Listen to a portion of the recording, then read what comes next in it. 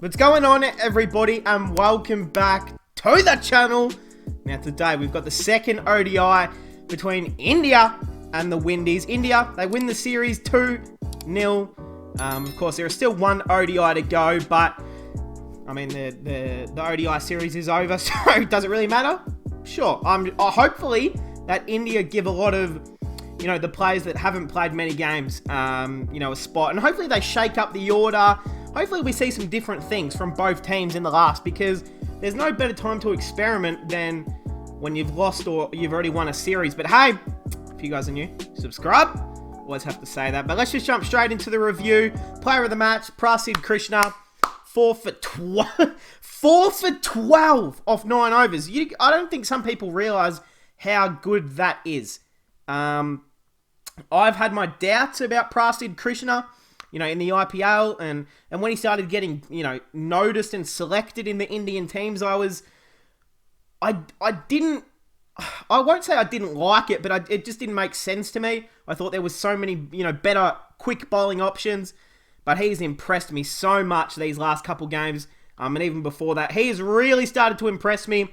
He reminds me a lot.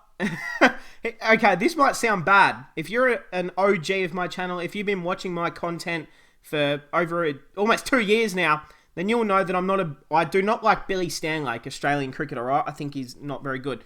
But that's who Krishna reminds me of, but 10 times better and can actually bowl properly. So, he's like Billy Stanlake, but actually good. That's who he reminds me of with the action.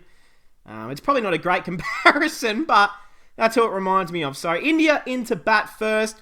The one change they made was Shreyas Iyer out for the man KL Rahul. That was the only change, I believe. So the Windies also made one change. Kieran Pollard came out for... Did they make a change? I can't remember, to be honest. I didn't pay too much attention to the Windies side. Hey, all right, Rohit Sharma gone for 5. Pant was into open, which I thought was a really, really good move. I've always said in my reviews and for so long that Pant, he is either an opener or he should be batting at number 5. Now, I know in the IPL, he'll bat at 3 or 4, and for a T20 international games for India, he'll bat at 3 or 4, but I really like what he can bring as an opener. That explosiveness that he has is, it's Quinton de Kock-like, it's A.B. de Villiers-like, it's David Warner-like, it's all of the greatest big hit. Yuvraj Singh played a lot more down the order, but his ability to be able to strike the ball so hard and hit it to all areas of the ground, you don't get many players that can really do that at all. Glenn Maxwell, I'm going to keep listing off players, but I liked it. Unfortunately, he threw away his wicket so cheaply. It was a shitty shot, and he was out for 18 off 34. Look, he started well, 3 4s. Unfortunately, you play a shit shot, and a good team's going to capitalise on that. And got him out. Virat, unfortunately, one nick behind, 18 off 30. Look, the wait just continues for Virat, waiting for that century. But I think us as fans, we just need to accept that, this isn't 2016 anymore. This isn't the same Virat Kohli where it doesn't matter what conditions, who's playing, who's bowling. You can just send him out there and he'll go out there and score a century. There was a time in 2015, 16, and 2017, even 2018, where you could just say, hey, Virat, it's your turn to go and bat. He'll easily go and make at least 80 runs plus. So, that times are over. People are developing, evolve. Virat, look, he just can't seem to get many runs put together. And is it concerning? A little bit. But this is Virat Kohli. This is someone who will go down as one of the greatest cricketers of all time. So, I'm still backing him in. I've been seeing comments, from so-called professionals or whatever saying, oh, it's time to, maybe move on from Virat and bring in Iyer, bring in Kishan, bring in, Padikal, Gaikwood. While I agree that those players are almost ready to come in and play, you do not replace Virat Kohli in any of the 3 formats under any circumstances. It's just as simple as that. Rahul Gone for 49. Unfortunately, well, he was batting out there with Surikama Yadav, and then they were running. It was an easy 2 runs. KL Rahul got halfway up the pitch and then said, what am I doing? He hesitated, stopped, looked at Surikama Yadav, who was already up the other end, and then kept going. What are you doing, KL? And then he got angry at Surikama Yadav. It was Rahul's fault at the end of the day. There was an easy 2 there, and if Rahul just kept sprinting and kept running, he would have made it by a fucking massive amount. So, unfortunately, 1 short of a 50, but I do like Rahul coming in at this number 4, number 5 area. If it was me, I'm probably switching these 2. Well, it doesn't really matter because you're playing the Windies on home soil, so you can kind of, change around with things. But I do like KL Rahul down the order. I've been saying that for a little bit.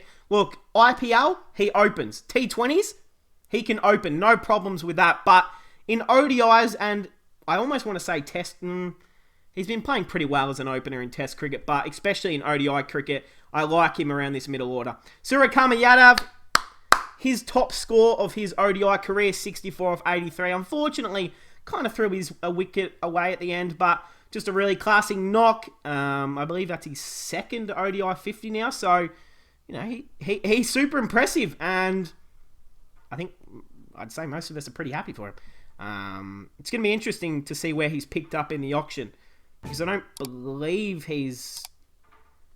Did he get retained? Oh, no, he got retained by Mumbai, didn't he? Because it was Kishan who wasn't retained. I can't remember, but I know the auction's coming up in a few days, so I tend to forget. Sundar came in before Deepak Hooda, which I thought was interesting, but 24 of 41, good to see him out there batting. Hooda, nice little 29 at the end, and then just a bunch of useless runs, except for Yuzi, the finisher himself, Yuzi Chahal, 11 of 10. Oh, that's, probably the career best score for him. With the bat, the bowlers for the Windies, Kemar Roach, 1 for 42 off 8. Alzari Jofus, who I thought bowled really, really well, 2 for 36 off 10. O'Dean Smith, he is a big lad. He comes in off a short run up, and he steams in, the big lad. He is a big, big guy. I'm not saying he's fat or anything, but he is like built like the Rock. He is a big fella. I don't know what they put in the water in the Barbados or whatever part of, West Indies, I'm going to say. But gee whiz, they raised some big, big boys in the Windies. 2 for 29 off 7. Bowled really, really well. I thought should have bowled at least his 10 overs, I would have thought. Jason Holder, 1 for 37 off 9. 2 maidens to go along with that. And Akil Hussain, 1 for 39 off only 6 overs. Only the 6 overs is insane. He's your main spinner, and then you bowl your second, all-rounder spinner, Fabian Allen, 10 overs. 1 for 50 off 10. I thought he bowled okay, but Akil Hussain bowling 4 less overs is kind of crazy. I know they were trying to target Hussain through the end of those overs, but I thought you've got to at least give Akil at least 7 or 8 overs. And I'm still waiting to see Hayden Walsh Jr. back in the team. He was out there fielding as a substitute fielder, but can't find his spot into the 11. I hope they give him a chance in the 3rd ODI because you guys know I'm a big fan of the big Walshy Jr. All right. The Windies, they had to chase down 237. Anything around 250 on this sort of pitch was always going to be a little bit difficult, to chase down. But, I still think 240 runs was easily, I don't want to say easily because it's easier said than done, but it was pretty obtainable to go chase down 240 runs for a win in 50 overs, but some really good bowling from India. Shai Hope and Brandon King, of course, opening the batting. Hope, 27 or 54. Look, you've just got to look at all these, run to ball ratio, and they just found it really tough out there to find runs. Both teams had. Hope gone for 27. Brandon King gone for 18. The man Darren Bravo batting at number 3, gone for 1. Sharma Brooks, he's someone who has caught my eye throughout this series.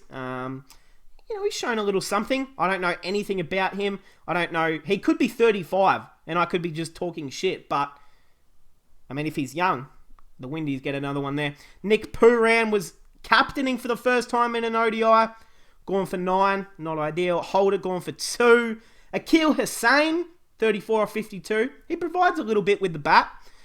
Fabian Allen going for 13. Odin Smith, 24. Joseph and Chemo Roach. Who cares? Into the bowlers. Mohammad Siraj, 1 for 38 off 9 with a maiden. Lord Tarkul didn't take a wicket in the first game, and he just said, you know what?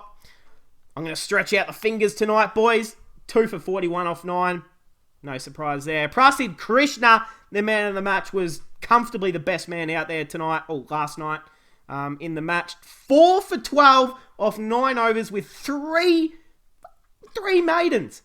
Really, just a stunning performance for Prasid Krishna. And I was having a listen to Rohit Sharma's press conference after the game, and he spoke about how impressed the entire team is with Prasid and how he has really just taken it.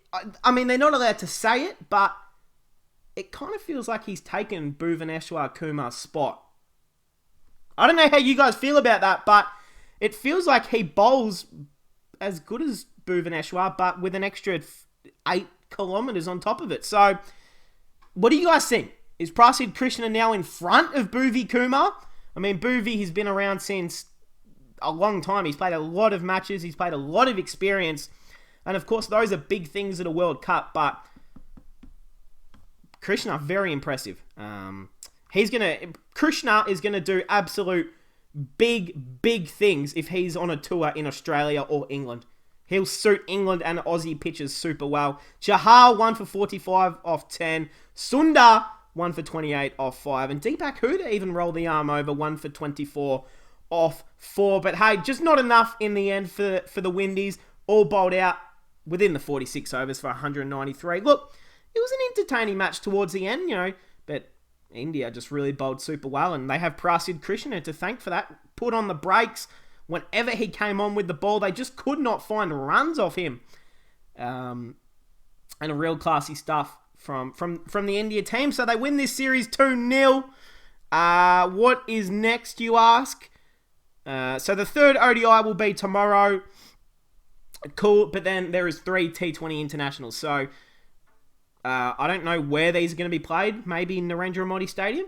Eden Gardens. Okay, so it's going to be played in Eden Gardens. So they're going to switch out into Kolkata, of course. Is Eden Gardens in Kolkata, or am I talking shit? Ground in... Oh, yeah, Kolkata. Okay, good. I did not want to get that wrong and then have about 100 people in the comments tell me how dumb I am. So, that's good. Hey, but that's going to cap it off, guys. Let me know your thoughts on the game. I do want to hear, is Prasid Krishna going to replace Bhuvi Kumar?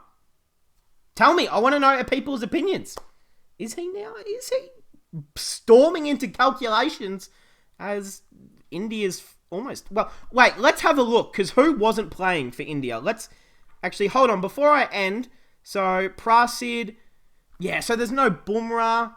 There's no Shami. Of